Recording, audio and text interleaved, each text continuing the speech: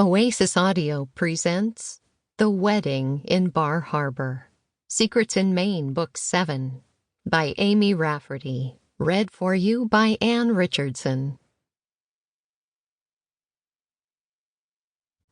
To Rosalind, Nikki, Chris, and Franklin, thank you for your support, friendship, and inspiration.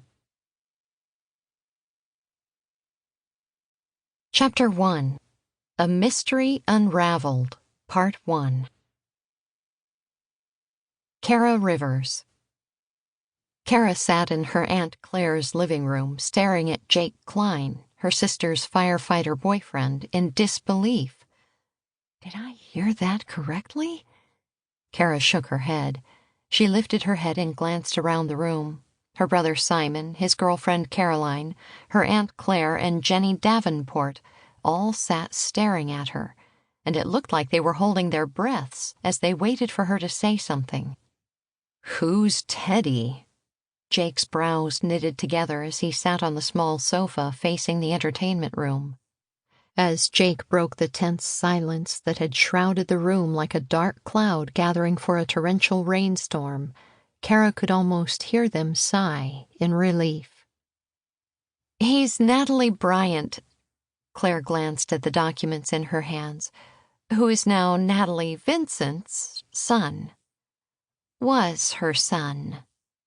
Jenny's voice was gentle as she glanced worriedly at Kara and then at Jake. "Teddy was Kara's boyfriend 16 years ago." "Okay." Jake's confusion grew and his eyes connected with Kara's. "Did you break his heart or something?" His frown deepened and his eyes filled with concern, because it looks like someone who works for her may be responsible for starting the fire at your father's restaurant, Caroline. He stopped talking and his eyebrows shot up as he turned to Jenny. "Did you say he was her son?" Jenny nodded. "I did." She glanced at Kara. "Teddy was killed in the same car accident that—" She looked awkwardly at Kara, Simon, and Claire. "That took my parents' lives." Simon's voice was hoarse and low as he picked up where Jenny left off. "Oh."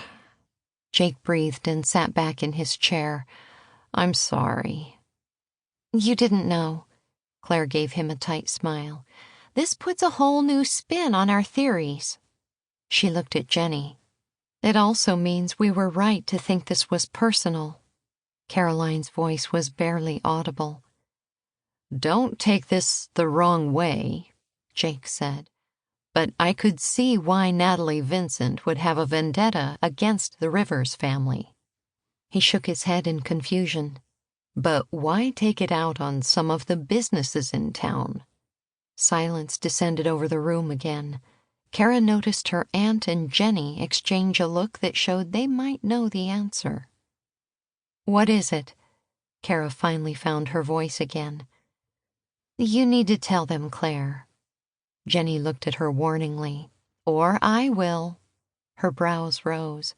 "No more secrets, remember?" "There are some that we agreed on that I can't tell," Claire tried to hedge. "But this isn't one of them." Jenny looked at her pointedly. "Aunt Claire?" Kara's eyes narrowed. "This is about the accident, isn't it?" Her eyes narrowed even more. "I knew you weren't telling me the truth about something." Claire sat staring at Kara, her face paling as she bit her bottom lip, struggling to find the words. "Teddy didn't die in the accident, Kara," Jenny blurted out. Kara's breath caught in her throat and her eyes widened as a roaring sound started in her head. "What?" Kara gasped, her head snapping toward her aunt. Any semblance of trust she may have left, or was rebuilding with her aunt, snapped.